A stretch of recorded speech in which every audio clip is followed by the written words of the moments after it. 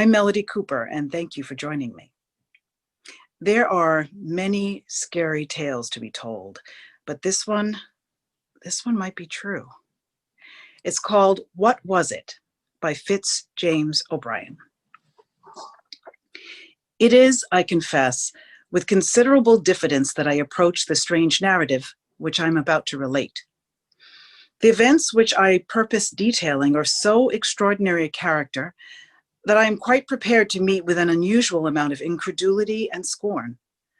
I accept all such beforehand. I have, I trust, the courage to face unbelief. I have, after mature consideration, resolved to narrate in as simple and straightforward a manner as I can some facts that passed under my observation in the month of July, and which in the annals of the mysteries of physical science are wholly unparalleled. I live at 108 22nd Street in New York. The house is in some respects a curious one. It has enjoyed for the last 2 years the reputation of being haunted. It is a large and stately residence surrounded by what was once a garden. The dry basin of what has been a fountain and a few fruit trees, ragged and unpruned, indicate that this spot in past days was a pleasant, shady retreat. The house is very spacious. A hall of noble size leads to a large spiral staircase winding through its center, while the various apartments are of imposing dimensions. It was built by Mr. Archer, a well-known New York merchant who 5 years ago threw the commercial world into convulsions by a stupendous bank fraud. Mr. Archer, as everyone knows, escaped to Europe and died not long after of a broken heart. Almost immediately after the news of his decease reached this country and was verified, the report spread on 22nd Street that number 108 was haunted. Legal measures had dispossessed the widow of its former owner, and it was inhabited merely by a caretaker and his wife, placed there by the house agent into whose hands it had passed for the purposes of renting or sale. These people declared that they were troubled with unnatural noises. Doors were opened without any visible agency. The remnants of furniture scattered through the various rooms were during the night piled one upon the other by unknown hands. Invisible feet passed up and down the stairs in broad daylight, accompanied by the rustle of unseen dresses. The caretaker and his wife declared they would live there no longer. The house agent laughed, dismissed them, and put others in their place. The noises and supernatural manifestations continued. The neighborhood caught up the story, and the house remained untenanted for 3 years. It was in this state of things that my landlady, who at that time kept a boarding house in Bleecker Street and who wished to move further uptown, conceived the bold idea of renting number 108 22nd Street. Happening to have in her house rather a plucky and philosophical set of boarders, she laid her scheme before us, stating candidly everything she had heard respecting the ghostly qualities of the establishment to which she wished to remove us. With the exception of 2 timid persons, all of Mrs. Moffat's guests declared that they would accompany her into the abode of spirits. Now, our removal was effected in the month of May, and we were charmed with our new residence. The portion of 22nd Street where our house is situated between 7th and 8th Avenues is one of the pleasantest localities in New York. The gardens in back of the houses, running down nearly to the Hudson, form in the summertime a perfect avenue. Even the ragged garden which surrounded the house still gave us a piece of green to look at, and a cool retreat in the summer evenings, where we watched the fireflies flashing their dark lanterns in the long grass. Of course, we had no sooner established ourselves than we began to expect ghosts. We absolutely awaited their advent with eagerness. After a month of psychological excitement, it was with the most dissatisfaction that we were forced to acknowledge that nothing in the remotest degree approaching the supernatural had manifested itself. Things were in this state when an accident took place, so awful and inexplicable in its character that my reason fairly reels at the bare memory of the occurrence. It was the 10th of July. After dinner was over, I repaired with my friend, Dr. Hammond, to the garden. We were linked together by a vice, We both smoked opium. We knew each other's secret and respected it. We enjoyed together that wonderful expansion of thought, that marvelous intensifying of the perceptive faculties, that boundless feeling of existence when we seem to have points of contact with the whole universe. In short, that unimaginable spiritual bliss, which I would not surrender for a throne and which I hope you will never, never taste. These hours of opium happiness with the doctor, we did this in secret and were regulated with a scientific accuracy. We did not blindly smoke the drug of paradise and leave our dreams to chance. While smoking, we carefully sheared and steered our conversation through the brightest and calmest channels of thought. This skillful coloring of our train of thought produced in our subsequent visions a corresponding tone. The splendors of Arabian fairylands dyed our dreams. Houses, walls, and streets melted like rain clouds, and vistas of unimaginable glory stretched away before us. It was a rapturous companionship. On the evening in question, the 10th of July, the doctor and myself drifted into an unusually metaphysical mood. We lit our large pipes filled with fine Turkish tobacco, in the core of which burned a little black nut of opium. A strange perversity dominated the currents of our thought. Insensibly, we yielded to the occult force that swayed us and indulged in gloomy speculation. We had talked some time upon the proneness of the human mind to mysticism and the almost universal love of the terrible, when Hammond suddenly said to me, "What do you consider to be the greatest element of terror?" The question puzzled me. Many things were terrible, I knew. Stumbling over a corpse in the dark, beholding, as I once did, a woman floating down a deep and rapid river with wildly lifted arms and awful upturned face, uttering as she drifted shrieks that rent one's heart, while we, spectators, stood frozen at a window which overhung the river at a height of 60 feet, unable to make the slightest effort to save her, but dumbly watching her last supreme agony and her disappearance. But it now struck me for the first time that there must be one great and ruling embodiment of fear, a king of terrors, to which all others must succumb. What might it be? "I confess, Hammond," I replied to my friend, "I never considered the subject before." "I don't know what's the matter with me tonight," he replied, "but my brain is running upon all sorts of weird and awful thoughts. I feel as if I could write a story tonight if I were only master of a literary style." "Well, I'm off to bed," I said. "Opium and nightmares should never be brought together. Good night." We parted and each sought our respective chamber. I undressed quickly and got into bed, taking with me, according to my usual custom, a book over which I generally read myself to sleep. I opened the volume as soon as I had laid my head upon the pillow and instantly flung it to the other side of the room. It was History of Monsters, a curious French work which, in the state of mind I had then reached, was anything but an agreeable companion. I resolved to go to sleep at once, so turning down my gas until nothing but a little blue point of light glimmered on the top of the tube, I composed myself to rest. The room was in total darkness. The atom of gas that still remained alight did not illuminate a distance of 3 inches round the burner. I desperately drew my arm across my eyes as if to shut out even the darkness, and tried to think of nothing. It was in vain. The confounded themes touched on by Hammond in the garden kept obtruding themselves in my brain. I battled against them. They still crowded upon me. While I was lying still as a corpse, hoping that by a perfect physical inaction I should hasten mental repose, an awful incident occurred. A something dropped, as it seemed, from the ceiling, right upon my chest, and the next instant I felt 2 bony hands encircling my throat, endeavoring to choke me. Now, I am no coward, and am possessed of considerable physical strength. The suddenness of the attack, instead of stunning me, strung my every nerve to its highest tension. My body acted from instinct before my brain had time to realize the terrors of my position. In an instant, I wound 2 arms around the creature and squeezed it with all the strength of despair against my chest. In a few seconds, the bony hands that had fastened on my throat loosened their hold, and I was free to breathe once more.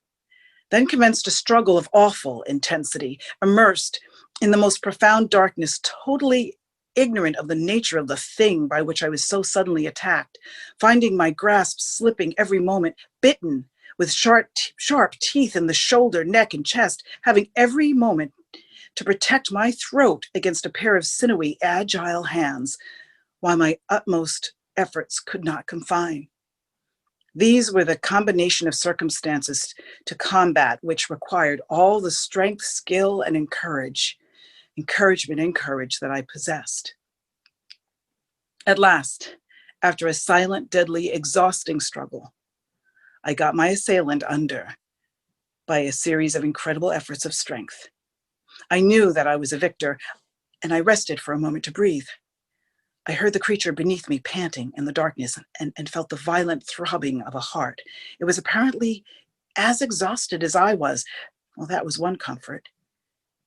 At this moment, I remembered that I usually placed under my pillow a large yellow handkerchief. I felt for it instantly. It was there. In a few seconds more, I had, after a fashion, pinioned the creature's arms. Now I felt secure. There was nothing more to be done but to turn on the gas, and having first seen what my midnight assailant was like, arouse the household. Never losing a hold for an instant, I slipped from the bed to the floor, dragging my captive with me. I had but a few steps to make to reach the gas burner. These I made with the greatest caution, holding the creature in a grip like a vice. At last, I got within arm's length of the tiny speck of blue light which told me where the gas burner lay. Quick as lightning, I released my grasp and with one hand and let out the full flood of light. Then I turned to look at my captive. I cannot even attempt to give any definition of my sensations the instant after I turned on the gas. I suppose I must have shrieked with terror, for in less than a minute afterward, my room was crowded with the inmates of the house. I shudder now as I think of that awful moment. I saw nothing. Yes, I had one arm firmly clasped around a breathing, panting, corporeal shape. My other hand gripped with all its strength a throat as warm and apparently fleshy as my own, and yet, with this living substance in my grasp, with its body pressed against my own and all in the bright glare, I absolutely beheld nothing, not even an outline. I breathed. I felt its warm breath upon my cheek. It struggled fiercely. It had hands. They clutched me. Its skin was smooth like my own. There it lay, pressed close against me, solid as stone, and yet utterly invisible. I wonder that I did not faint or go mad on the instant. Some wonderful instinct must have sustained me, for absolutely in place of loosening my hold on the terrible enigma, I seemed to gain an additional strength in my moment of horror and tighten my grasp with such wonderful force that I felt the creature shivering with agony. Just then, Hammond entered my room. As soon as he beheld my face, he hastened forward, crying, "What has happened?" "Hammond," I cried, "come here. This is awful. I've been attacked in bed by something which I have a hold of, but I can't see it. I can't see it." Hammond, doubtless struck by the unfeigned horror expressed in my countenance, made one or two steps forward with an anxious yet puzzled expression. A very audible titter burst from the remainder of my visitors. This suppressed laughter made me furious. So great was my rage against the mocking crowd that had I the power, I would have stricken them dead where they stood. "Hammond," I cried again, "I can hold the thing but a short while longer. It's overpowering me. Help me, help me." Approaching me, Hammond whispered, "You have been smoking too much opium." "I swear to you, Hammond, this is no vision. Don't you see how it shakes my whole frame while it struggles? If you don't believe me, convince yourself. Feel it, touch it." Hammond advanced and laid his hand on the spot I indicated. A wild cry of horror burst from him. He had felt it. In a moment, he had discovered somewhere in my room a long piece of cord and was in the next instant winding it and knotting it about the body of the unseen being that I clasped in my arms. "It's all safe now," he said. You may let go if you're tired. The thing can't move. I was utterly exhausted, and I gladly loosed my hold. Hammond stood holding the ends of the cord that bound the invisible, twisting round his hand, while before him, self-supporting as it were, he beheld a rope, laced and interlaced, and stretching tightly around a vacant space. I never saw a man look so thoroughly stricken with awe. Nevertheless, his face expressed all the courage and determination which I knew him to possess. One could perceive at a glance that, although stricken with fear, he was not daunted. The confusion and terror that took possession of the bystanders when they saw all this was beyond description. The weaker ones fled from the apartment. The few who remained clustered near the door and could not be induced to approach Hammond and the charge. Still, incredulity broke out through their terror. They had not the courage to satisfy themselves, and yet they doubted. It was in vain that I begged of some of the men to come near and convince themselves by touch of the existence in that room of a living being which was invisible. They were incredulous, but did not dare to undeceive themselves. How could a solid, living, breathing body be invisible, they asked. My reply was this.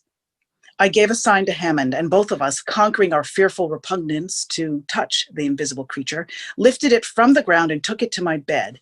Its weight was about that of a boy of 14. Now, my friends, I said, as we held the creature suspended over the bed, I can give you self-evident proof that here is a solid, ponderable body, which nevertheless you cannot see. Be good enough to watch the surface of the bed attentively. I was astonished at my own courage in treating this strange event so calmly, but I had recovered from my first terror and felt a sort of scientific pride in the affair, which dominated every other feeling. The eyes of the bystanders were immediately fixed on my bed. At a given signal, Hammond and I let the creature fall. There was a dull sound of a heavy body alighting on a soft mass. The timbers of the bed creaked. A deep impression marked itself distinctly on the pillow and on the bed itself. The crowd who witnessed this gave a low cry and rushed from the room. Hammond and I were left alone with our mystery. We remained silent for some time, listening to the low, irregular breathing of the creature on the bed and watching the rustle of the bedclothes as it impotently struggled to free itself from confinement. Then Hammond spoke. This is awful. I agreed. Yes, awful. What do you think then is this thing? I don't know what it is, but I will, with your assistance, thoroughly investigate it. We watched together by the bedside of the unearthly being that tossed and panted until it was apparently wearied out, and then we learned by the low, regular breathing that it slept. The next morning, the creature was awake. This was evidenced by the convulsive manner in which the bedclothes were moved in the efforts to escape. There was something truly terrible in beholding those second-hand indications of the terrible writhings and agonized struggles for liberty, which themselves were invisible. Hammond and myself had racked our brains during the long night to discover some means by which we might realize the shape and general appearance of the enigma, as well as we could make out by passing our hands over the creature's form. Its outlines and lineaments were human. There was a mouth, a round, smooth head without hair, a nose, and its hands and feet felt like those of a boy. A happy thought struck me. We would take a cast of it in plaster of Paris. This would give us the solid figure and satisfy all our wishes. But how to do it? The movements of the creature would disturb the setting of the plastic covering and distort the mold. Another thought. Why not give it chloroform? It had respiratory organs and that was evident by its breathing. Dr. Sutton was sent for, and after the worthy physician had recovered from the first shock of amazement, he proceeded to administer the chloroform. In 3 minutes afterward, we were enabled to remove the fetters from the creature's body, and a modeler was busily engaged in covering the invisible form with the moist clay. In 5 minutes more, we had a mold, and before evening, a rough facsimile of the mystery. It was shaped like a man, distorted, uncouth, and horrible, but still a man. It was small, not over 4 feet and some inches in height, and its limbs revealed a muscular development that was unparalleled. Its face surpassed in hideousness anything I had ever seen. It was the physiognomy of what I should fancy a ghoul might be. It looked as if it was capable of feeding on human flesh. Having satisfied our curiosity and bound everyone in the house to secrecy, it became a question of what was to be done with our enigma. I confess that I would have gladly voted for the creature's destruction. But who would shoulder the responsibility? Who would undertake the execution of this horrible semblance of a human being? The most singular part of the affair was that we were entirely ignorant of what the creature habitually fed on. Everything in the way of nutriment that we could think of was placed before it, but was never touched. It was awful to stand by day after day and see the clothes toss and hear the hard breathing and know that it was starving. 10, 12 days, a fortnight passed, and it still lived. The pulsations of the heart, however, were daily growing fainter and now nearly ceased. It was evident that the creature was dying for want of sustenance. While this terrible life struggle was going on, I felt miserable. I couldn't sleep. Horrible as the creature was, it was pitiful to think of the pangs it was suffering. At last, it died. Hammond and I found it cold and stiff one morning in the bed. The heart had ceased to beat, the lungs to inspire. We hastened to bury it in the garden. It was a strange funeral, the dropping of that viewless corpse into the damp hole. The cast of its form I gave to Dr. Sutton, who keeps it in his museum in 10th Street. As I am on the eve of a long journey from which I may not return, I have drawn up this narrative of an event the most singular that has ever come into my knowledge.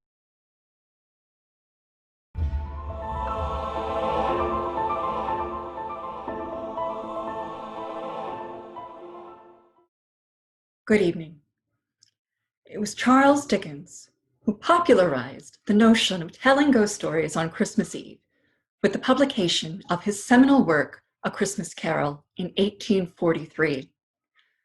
Just 2 years later, in 1845, another publication went to print in monthly periodical The American Review. A poem, in fact, that while read the world over on Halloween nowadays, was one of the most popular ghostly readings of 19th century Christmastides. This is Edgar Allan Poe's The Raven.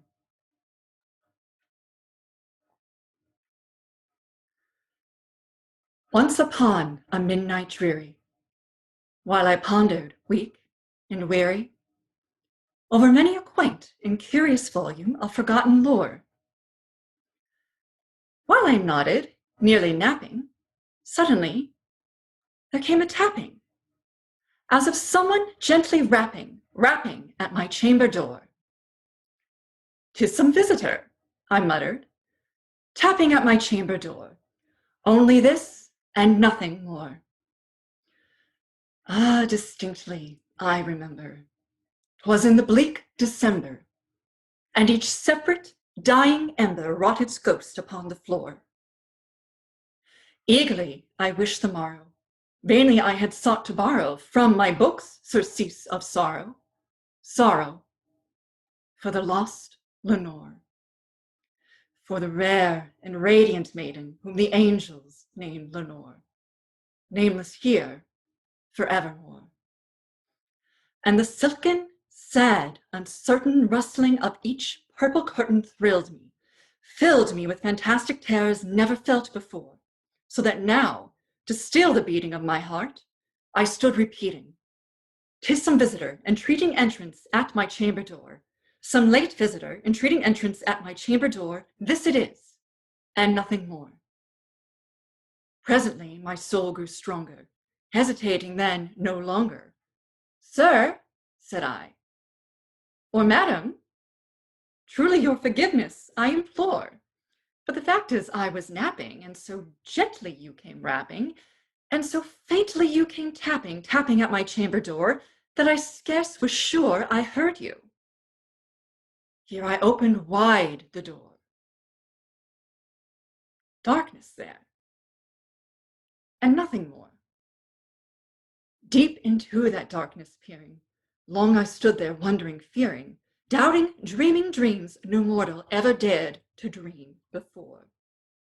But the silence was unbroken, and the stillness gave no token, and the only word there spoken was the whispered word, Lenore. This I whispered, and an echo murmured back the word, Lenore. Merely this, and nothing more. Back into the chamber turning, all my soul within me burning, soon again I heard a tapping somewhat louder than before. Surely, said I, surely that is something at my window lattice. Let me see then what thereat is, and this mystery explore. Let my heart be still a moment, and this mystery explore. 'Tis the wind, and nothing more. Open here I flung the shutter, when, with many a flirt and flutter, in there stepped a stately raven of the saintly days of yore. Not the least obeisance made he, not a minute stopped or stayed he, but, with mien of lord or lady, perched above my chamber door, perched above a bust of Pallas, just above my chamber door, perched and sat, and nothing more. Then this ebony bird, beguiling my sad fancy into smiling, by the grave and stern decorum of the countenance it wore. Thou thy crest be shorn and shaven, thou, I said, art sure no craven. Ghastly grim and ancient raven, wandering from the nightly shore, tell me what thy lordly name is on the night's Plutonian shore. Quoth the raven, nevermore. Much I marveled this ungainly fowl to hear discourse so plainly, though its answer little meaning, little relevancy bore. For we cannot help agreeing that no living human being ever yet was blessed with seeing bird above his chamber door, bird or beast upon the sculptured bust above his chamber door, with such name as nevermore. But the raven, sitting lonely on the placid bust, spoke only that one word, as if his soul in that one word he did outpour, till I scarcely more than muttered, other friends have flown before, on the morrow he will leave me, as my hopes have flown before.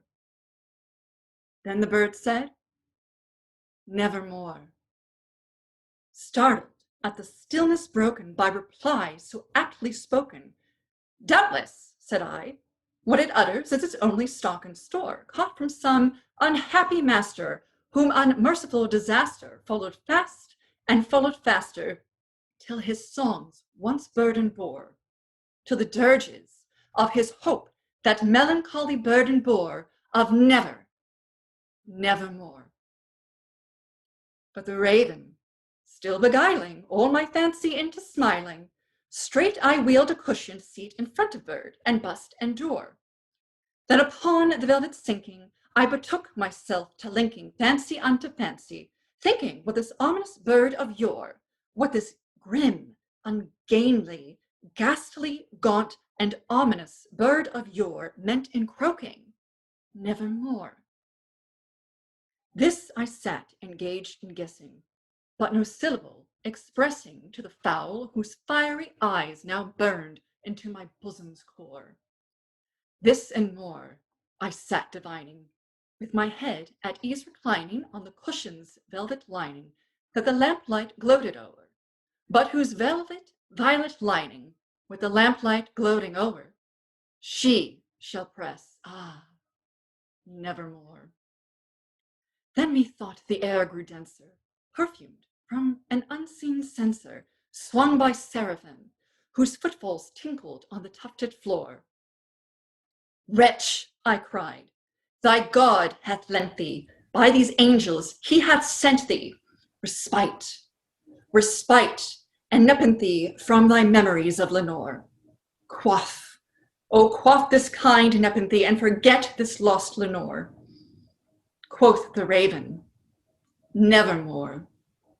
Prophet, said I, thing of evil, prophet still if bird or devil, whether tempter sent or whether tempest tossed thee here ashore, desolate, yet all undaunted, on this desert land enchanted, on this home by horror haunted. Tell me truly, I implore, is there balm in Gilead? Tell me, I implore. Quoth the raven, nevermore. Prophet, said I, thing of evil, prophet still, if bird or devil, by that heaven that bends above us, by that God we both adore, tell this soul with sorrow laden if, within the distant Aidenn, it shall clasp a sainted maiden whom the angels name Lenore. Clasp a rare and radiant maiden whom the angels name Lenore. Quoth the raven, nevermore. Be that word our sign of parting, bird or fiend, I shrieked upstarting. Get thee back into the tempest and the night's Plutonian shore. Leave no black plume as a token of that lie thy soul hath spoken. Leave my loneliness unbroken. Quit the bust above my door. Take thy beak from out my heart and take thy form from off my door. Quoth the raven, nevermore. And the raven, never flitting, still is sitting on the pallid bust of Pallas, just above my chamber door. And his eyes have all the seeming of a demon's that is dreaming, and the lamplight o'er him streaming throws his shadow on the floor. And my soul from out that shadow that lies floating on the floor shall be lifted nevermore.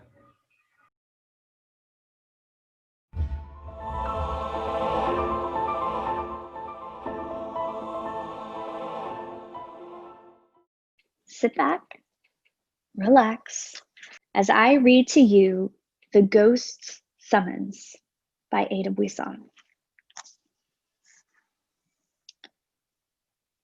Wanted, sir, a patient.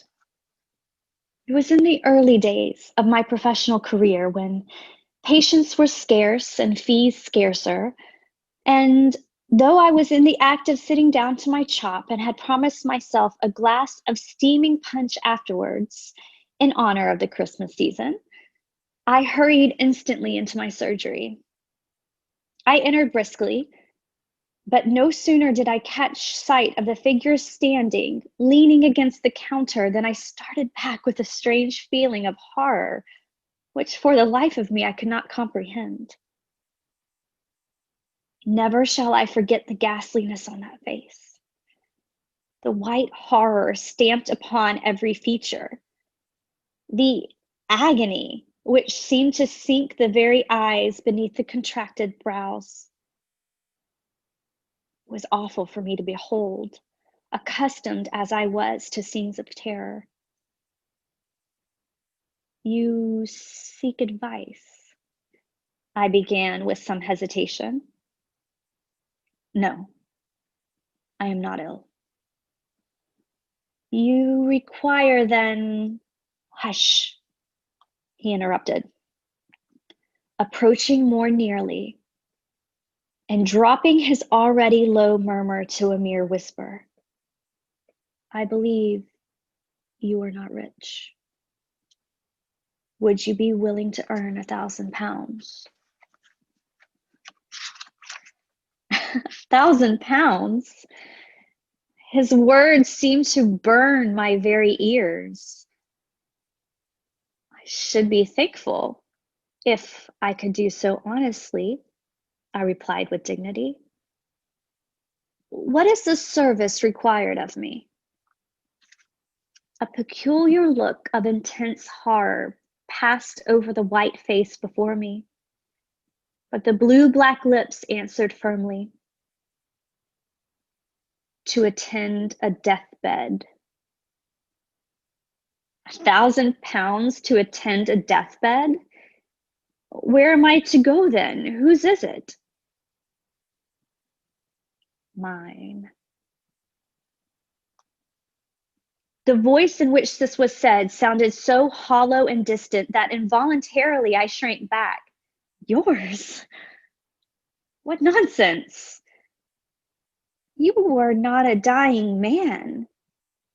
You are pale, but you appear perfectly healthy. You, hush, he interrupted. I know all this.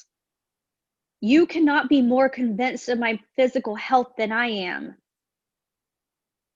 Yet I know that before the clock tolls, the first hour after midnight, I shall be a dead man. But, he shuddered slightly, but stretching out his hand, commandingly motioned me to be silent. I am but too well informed of what I affirm, he said quietly. I have received a mysterious summons from the dead. No mortal aid can avail me. I am as doomed as the wretch on whom the judge has passed sentence. I do not come either to seek your advice or to argue the matter with you, but simply to buy your services. I offer you £1,000 to pass the night in my chamber and witness the scene which takes place. The sum may appear to you extravagant, but I have no further need to count the cost of any gratification, and the spectacle you will have to witness is no common sight of horror. The words, strange as they were spoken calmly enough. But as the last sentence dropped slowly from the livid lips, an expression of such wild horror again passed over the stranger's face that in spite of the immense fee, I hesitated to answer. You fear to trust the promise of a dead man. See here and be convinced, he exclaimed eagerly, and in the next instant on the counter lay between us a parchment document. And following the indication of that white muscular hand, I read the words, and to Mr. Frederick Reed of 14 High Street, Alton, I bequeath the sum of £1,000 for certain service rendered to me. I have had that will drawn up within the last 24 hours, and I signed it an hour ago in the presence of competent witnesses. I am prepared, you see. Now, do you accept my offer or not? My answer was to walk across the room, take down my hat, and then lock the door of the surgery communicating with the house. It was a dark, icy cold night, and somehow the courage and determination which the sight of my own name in connection with £1,000 had given me flagged considerably as I found myself hurried along through the silent darkness by a man whose deathbed I was about to attend. He was grimly silent, but as his hand touched mine, in spite of the frost, it felt like a burning coal. On we went, tramp, tramp through the snow, on, till even I grew weary, and at length on my appalled ear struck the chimes of a church clock, whilst close at hand I distinguished the snowy hillocks of a churchyard. Heavens! Was this awful scene of which I was to be the witness to take place veritably among the dead? 11, groaned the doomed man. Gracious God, but 2 hours more, and that ghostly messenger will bring the summons. Come, come, for mercy's sake, let us hasten. There was but a short road separating us now from a wall which surrounded a large mansion. And along this we hastened until we reached a small door. Passing through this, in a few minutes we were stealthily ascending the private staircase to a splendidly furnished apartment, which left no doubt of the wealth of its owner. All was intensely silent, however, through the house. And about this room in particular, there was a stillness that, as I gazed around, struck me as almost ghastly. My companion glanced at the clock on the mantel shelf and sank into a large chair by the side of the fire with a shudder. "Only an hour and a half longer," he muttered. Great heaven. I thought I had more fortitude. This horror unmans me. Then, in a fiercer tone and clutching my arm, he added, "You mock me. You think me mad. Wait till you see. Wait till you see." I put my hand on his wrist, for there was now a fever in his sunken eyes, which checked the superstitious chill which had been gathering over me, and made me hope that, after all, my first suspicion was correct, and that my patient was but the victim of some fearful hallucination. "Mock you," I answered soothingly. "Far from it. I sympathize intensely with you, and would do much to aid you. You require sleep. Lie down. Leave me to watch."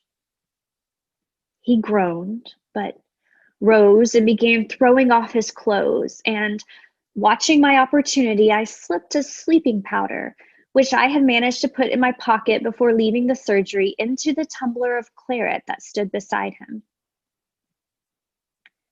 The more I saw, the more I felt convinced that it was the nervous system of my patient which required my attention. And it was with sincere satisfaction that I saw him drink the wine and then stretch himself on the luxurious bed. Ha, thought I, as the clock struck 12. And instead of a groan, the deep breathing of the sleeper sounded through the room. "You won't receive any summons tonight." And I make myself comfortable. Noiselessly, therefore, I replenished the fire, poured myself out a large glass of wine, and drawing the curtain so that the firelight should not disturb the sleeper, I put myself in a position to follow his example. How long I slept, I know not. But suddenly I aroused with a start, and as ghostly a thrill of horror as I ever remember to have felt in my life. Something, what I knew not, seemed near. Something nameless, but unutterably awful. I gazed round.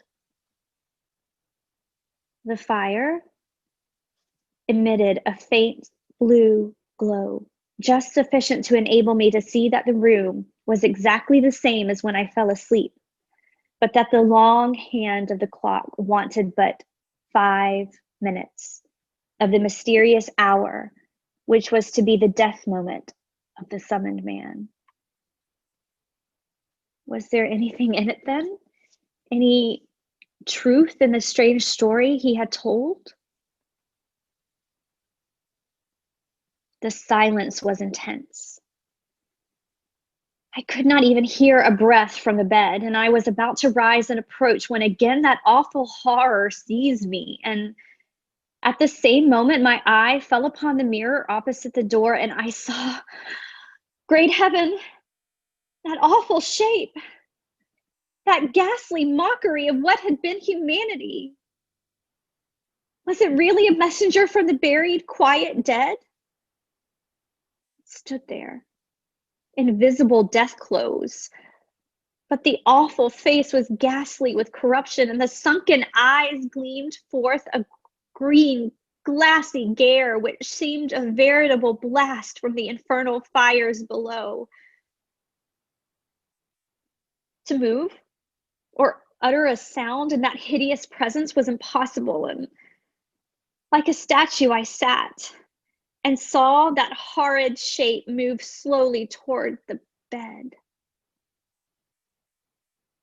What was the awful scene enacted there? I know not. I heard nothing except a low, stifled, agonized groan. And I saw the shadow of that ghastly messenger bending over the bed. Whether it was some dreadful but wordless sentence its breathless lips conveyed as it stood there, I know not, but for an instant, the shadow of a claw-like hand from which the third finger was missing appeared, extended over the doomed man's head, and then, as the clock struck one clear, silvery stroke, it fell, and a wild shriek rang through the room. A death shriek. I am not given to fainting, but I certainly confess that the next 10 minutes of my existence was a cold blank. And even when I did manage to stagger to my feet, I gazed round, vainly endeavoring to understand the chilly horror which still possessed me. Thank God. The room was rid of that awful presence. I saw that, and so gulping down some wine, I lighted a wax taper and staggered towards the bed. Oh, how I prayed that after all I might have been dreaming, and that my own excited imagination had but conjured up some hideous memory of the dissecting room. But one glance was sufficient to answer that. No. The summons had indeed been given and answered. I flashed the light over the dead face, swollen, convulsed still with the death agony, but suddenly I shrank back. Even as I gazed, the expression of the face seemed to change. The blackness faded into deathly whiteness. The convulsed features relaxed, and even as if the victim of that dread apparition still lived, a sad, solemn smile stole over the pale lips. I was intensely horrified, but still I retained sufficient self-consciousness to be struck professionally by such a phenomenon. Surely there was something more than supernatural agency in all this. Again, I scrutinized the dead face and even the throat and chest. But with the exception of a tiny pimple on one temple, beneath a cluster of hair, not a mark appeared. To look at the corpse, one would have believed that this man had indeed died by the visitation of God, peacefully while sleeping. How long I stood there, I know not, but time enough to gather my scattered senses and to reflect that, all things considered, my own position would be very unpleasant if I was found thus unexpectedly in the room of the mysteriously dead man. So, as noiselessly as I could, I made my way out of the house. No one met me in the private staircase. The little door opening into the road was easily unfastened, and thankful indeed was I to feel again the fresh wintry air as I hurried toward that road by the churchyard. There was a magnificent funeral soon in that church, and it was said that the young widow of the buried man was inconsolable. And then rumors got abroad of a horrible apparition which had been seen on the night of the death, and it was whispered that the young widow was terrified and insisted upon leaving her splendid mansion. I, too, was mystified with the whole affair, to risk my reputation by saying what I knew. And I should have allowed my share in it to remain forever blurred, buried in oblivion. Had I not suddenly heard that the widow, objecting to many of the legacies in the last will of her husband, intended to dispute it on the score of insanity, and then there gradually arose the rumor of his belief in having received a mysterious summons.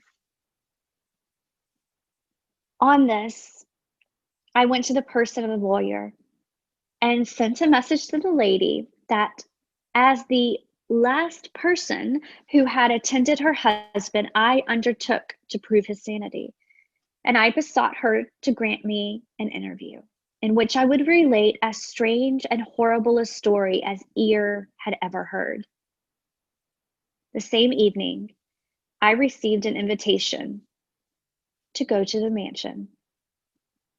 I was ushered immediately into a splendid room, and there, standing before the fire, was the most dazzlingly beautiful young creature I had ever seen. She was small, but exquisitely made. Had it not been for the dignity of her carriage, I should have believed her a mere child.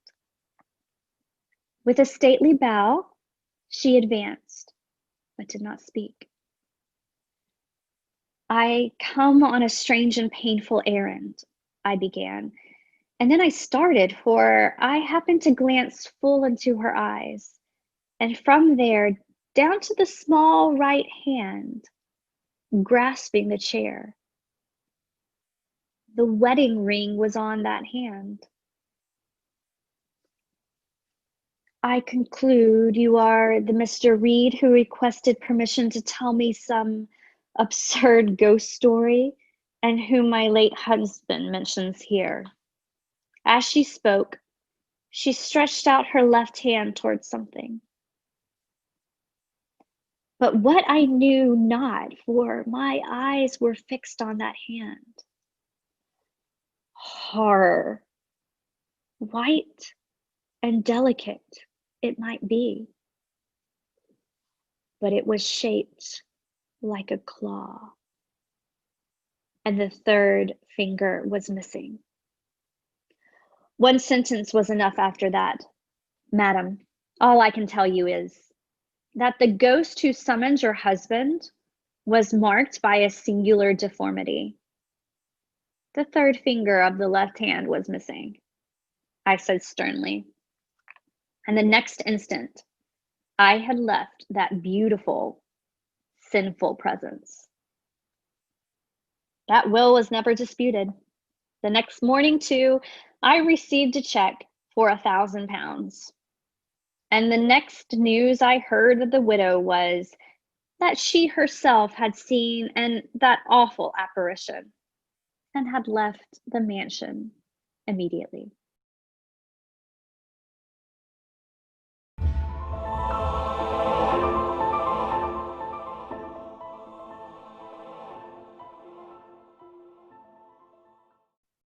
A rectangular canvas bag used especially for a soldier's possessions or clothing. That is the definition of a kit bag. And today we will partake in that particular story by Algernon Blackwood. I present to you the kit bag. When the words "not guilty" sounded through the crowded courtroom that dark December afternoon, Arthur Wilbraham, the great criminal K.C., and leader for the triumphant defense, was represented by his junior. But Johnson, his private secretary, carried the verdict across to his chambers like lightning. "It's what we expected, I think," said the barrister without emotion, "and personally I'm glad the case is over." There was no particular sign of pleasure that his defense of John Turk, the murderer on a plea of insanity, had been successful, for no doubt he felt, as everyone who had watched the face felt, that no man had ever better deserved the gallows. "I'm glad too," said Johnson.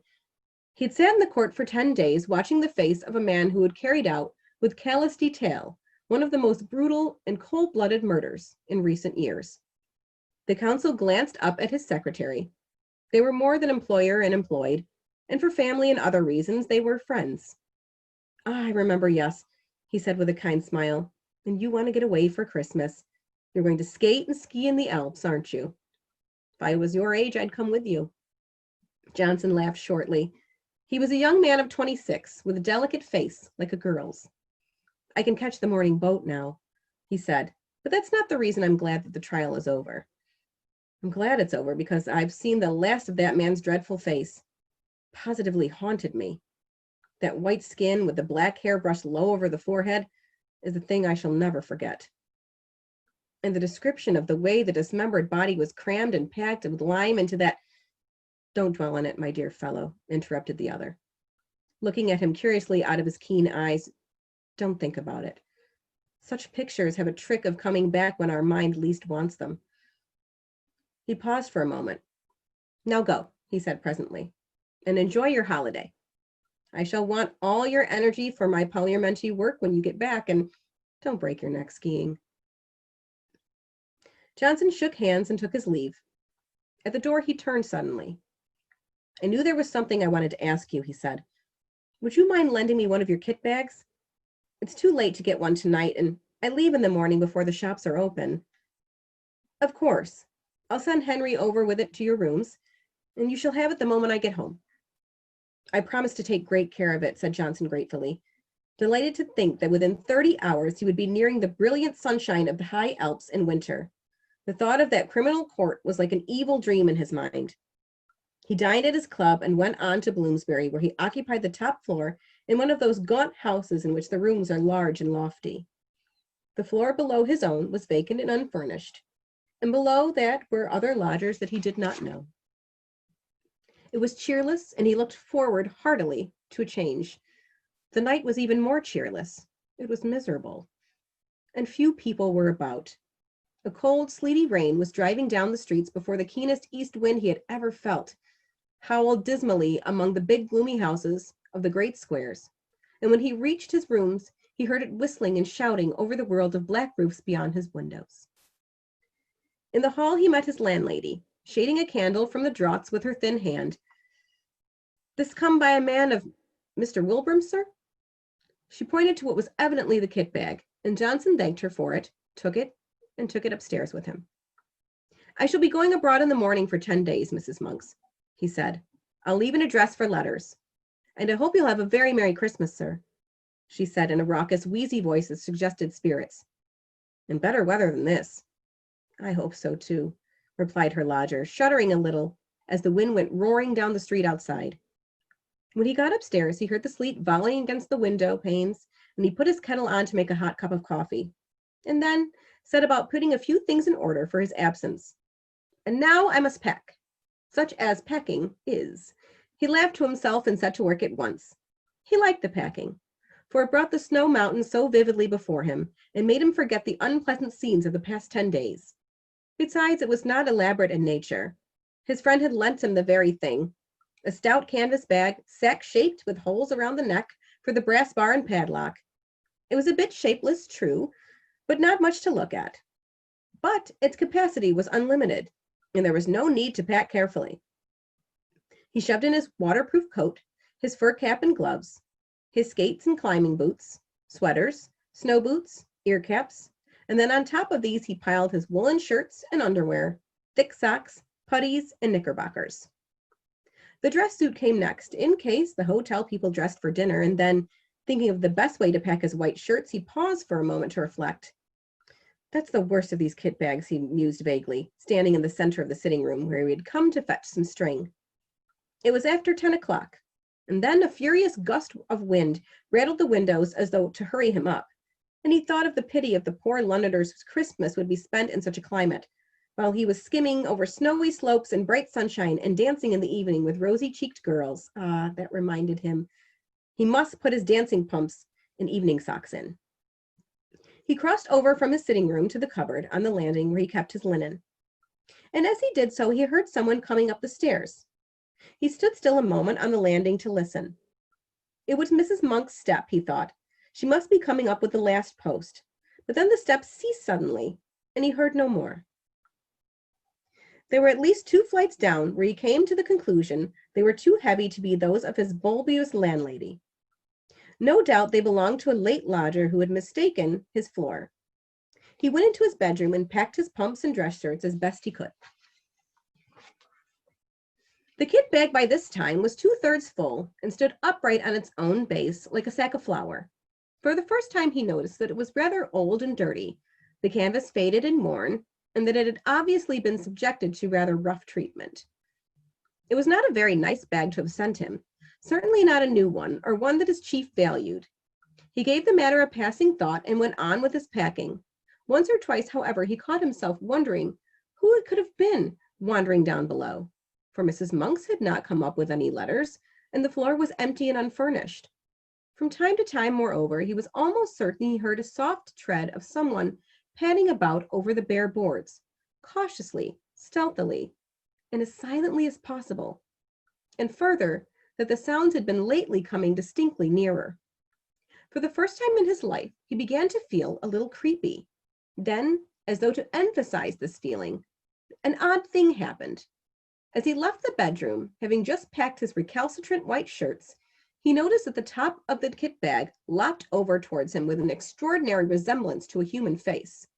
The canvas fell into a fold like a nose and forehead, and the brass rings for the paddock just filled the position of the eyes. A shadow, or was it a travel stain, for he could not tell exactly, looked like hair. It gave him a rather quick turn, for it was so absurdly, so outrageously like the face of John Turk, the murderer. He laughed and went into the front room where the light was stronger. That horrid case has got my mind, he thought. I shall be glad of a change of scene and air. In the sitting room, however, he was not pleased to hear again that stealthy tread upon the stairs, and to realize that it was much closer than before, as well as unmistakably real. And this time he got up and went out to see who could be creeping about the upper staircase at so late an hour. But the sound ceased, and there was no visible on the stairs. He went to the floor below without trepidation, and then turned on all electric lights to make sure no one was hiding in the empty rooms of the unoccupied suite. There was not a stick of furniture large enough to hide a dog. And then he called over the banisters to Mrs. Monks, but there was no answer, and his voice echoed down into the dark vault of the house and was lost in the roar of the gale that howled outside. Everyone was in bed and asleep. Everyone except the owner of this soft and stealthy tread. My absurd imagination, I suppose, he thought. It must have been the wind after all, although it seemed so very real and close, I thought. He went back to his packing. It was by this time getting on towards midnight. He drank his coffee up and lit another pipe, the last before turning in. It is difficult to say exactly at what point fear begins, when the causes of that fear are not plainly before the eyes. Impressions gather on the surface of the mind, film by film, as ice gathers upon the surface of still water, but often so lightly that they claim no definite recognition from the consciousness.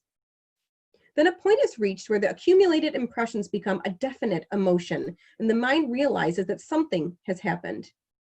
With something of a start, Johnson suddenly recognized that he felt nervous, oddly nervous. Also that for some time had passed, the causes of this feeling had been gathering slowly in his mind, but that he had only just reached the point where he was forced to acknowledge them. It was a singular and curious malaise that had come over him, and he hardly knew what to make of it. He felt as though he were doing something that were strongly objected to by another person moreover, who had some right to object. It was a most disturbing and disagreeable feeling, not unlike the persistent promptings of conscience, almost, in fact, as if he were doing something he knew to be wrong.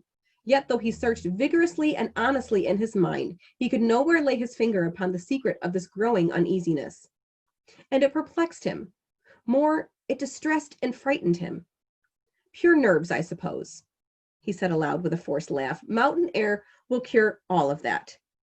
He added, still speaking to himself, and that reminds me, my snow glasses.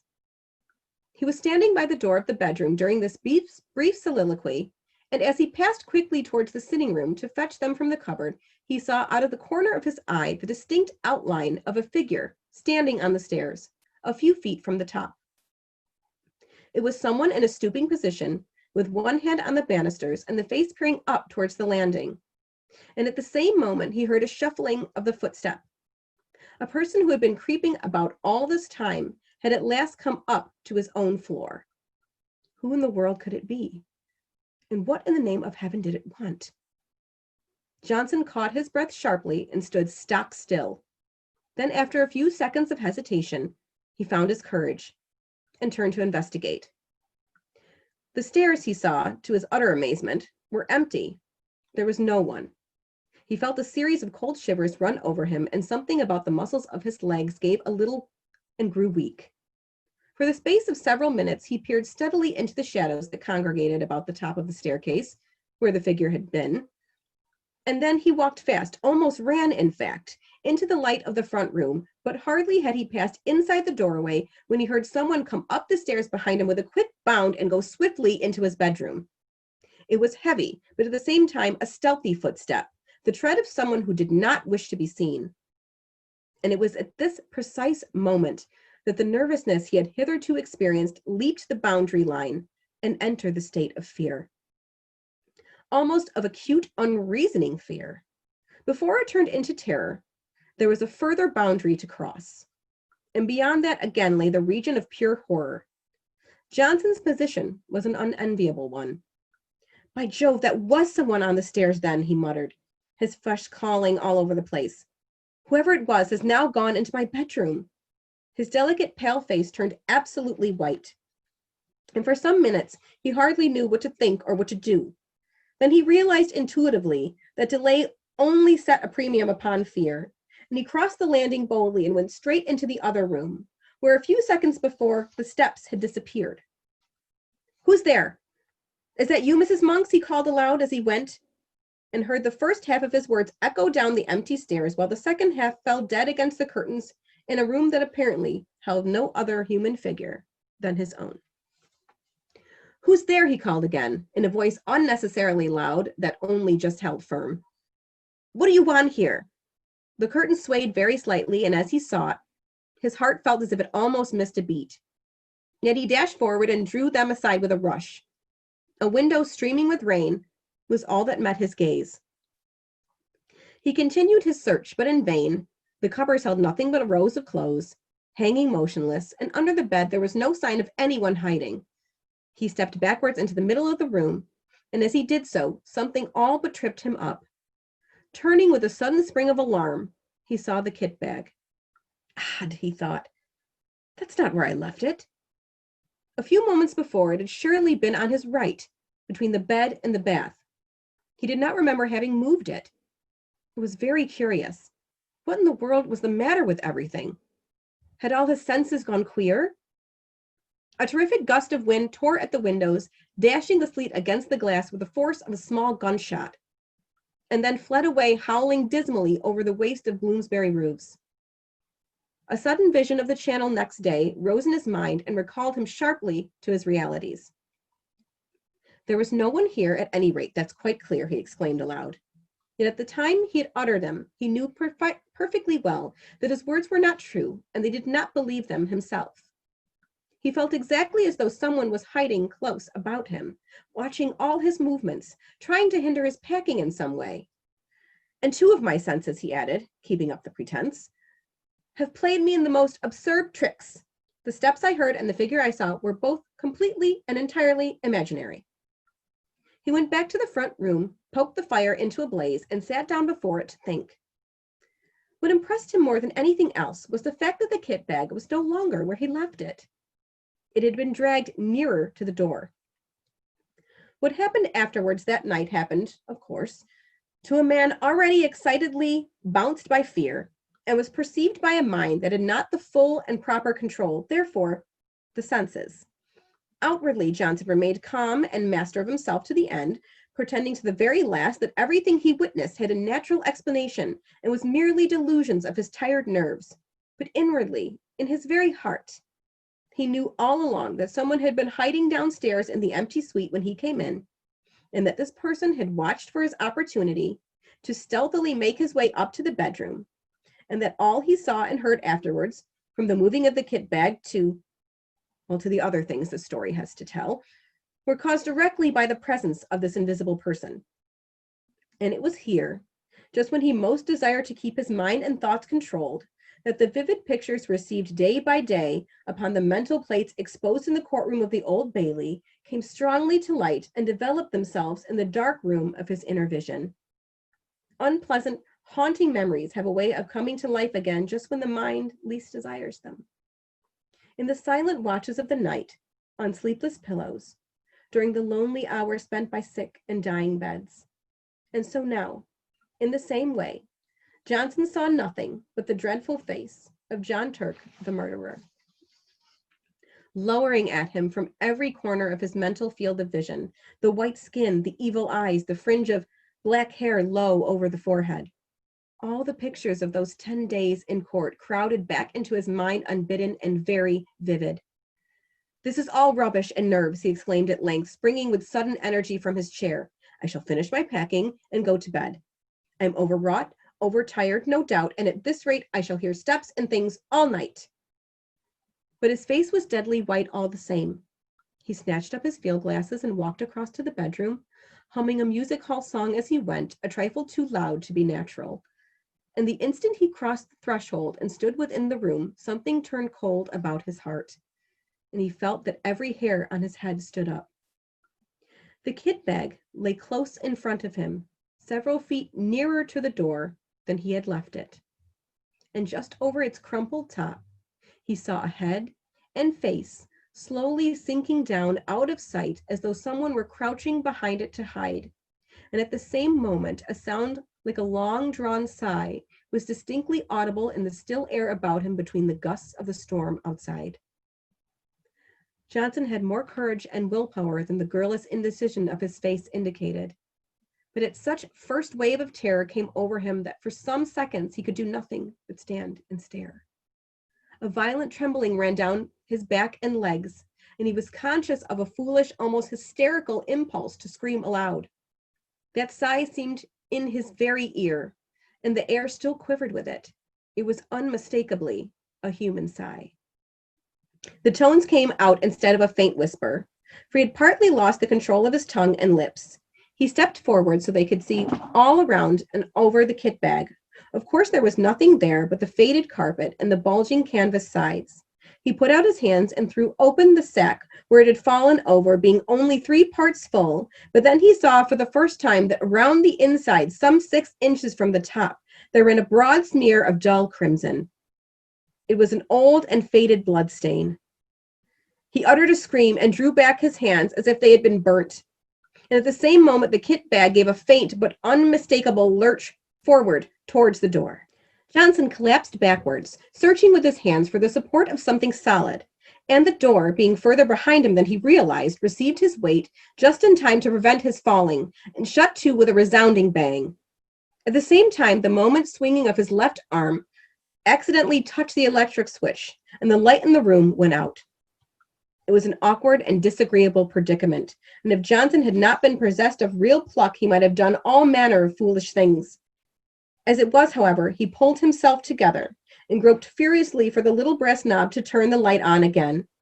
But the rapid closing of the door had set the coals hanging on it a-swinging, and his fingers became entangled with a confusion of sleeves and pockets, so that it was some moments before he found the switch, and in those few moments of bewilderment and terror, 2 things happened that sent him beyond recall over the boundary into the region of genuine horror. He distinctly heard the kit bag shuffling heavily across the floor in jerks, and close in front of his face sounded once again the sigh of a human being. In his anguished efforts to find the brass button on the wall, he nearly scraped the nails from his fingers, but even then, in those frenzied moments of alarm, so swift and alert are the impressions of a mind keyed up by a vivid emotion, he had time to realize that he dreaded the return of the light, and that it might be better for him to stay hidden in the merciful screen of the darkness. It was but the impulse of a moment, however, and before he had time to act upon it, he yielded automatically to the original desire, and the room was flooded again with light. But the second instinct had been right. It would have been better for him to have stayed in the shelter of the kind darkness. For there, close before him, bending over the half-packed kit bag, clear as life in the merciless glare of the electric light, stood the figure of John Turk, the murderer. Not 3 feet from him the man stood, the fringe of black hair marked plainly against the pallor of the forehead, the whole horrible presentment of the scoundrel, as vivid as he had seen him day after day in the Old Bailey, when he stood there in the dock, cynical and callous, under the very shadow of the gallows. In a flash, Johnson realized what it all meant. The dirty and much-used bag, the smear of crimson within the top, the dreadful stretched condition of the bulging sides.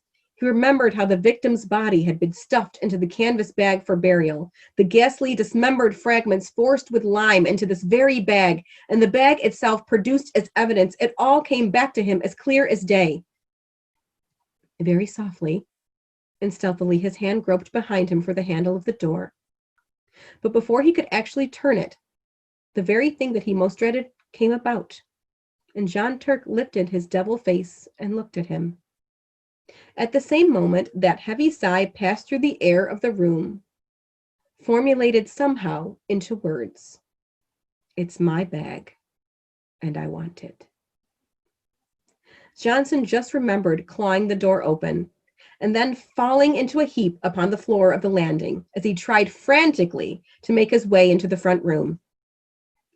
He remained unconscious for a long time, and it was still dark when he opened his eyes and realized that he was lying, stiff and bruised, on the cold boards. Then the memory of what he had seen rushed back into his mind, and he promptly fainted again. When he woke the second time, the wintry dawn was just beginning to peep at the windows, painting the stairs in cheerless, dismal gray, and he managed to crawl into the front room and cover himself with an overcoat in the armchair, where at length he fell asleep. A great clamor woke him. He recognized Mrs. Monk's voice, loud and voluble. "What? You ain't been to bed yet, sir? Are you ill? Has anything happened? There's an urgent gentleman to see you, though it ain't even 7 o'clock yet, and..." Fell asleep in my chair, I suppose. "Someone from Mr. Wilbraham's? He said he ought to see you quick before you go abroad, and I told him..." "Show him up, please, at once," said Johnson, whose head was whirling, and his mind was still full of dreadful visions. Mr. Wilbraham's man came in with many apologies and explained briefly and quickly that an absurd mistake had been made, and that the wrong kit bag had been sent over the night before. Henry somehow got a hold of the one that came over from the courtroom, and Mr. Wilbraham only discovered it when he saw his own lying in his room and asked why it had not gone to you, the man said. "Oh," Johnson said stupidly. "And he must have thought to bring you the one from the murder case instead, sir, I'm afraid," the man continued, without the ghost of an expression on his face. "The one John Turk packed the dead body in. Mr. Wilbraham awful upset about it, sir, and he told me to come over first thing this morning with the right one as you were leaving by the boat." He pointed to a clean-looking kit bag on the floor, which he had just brought. "And I was to bring the other one back immediately, sir," he added casually. For some moments, Johnson could not find his voice.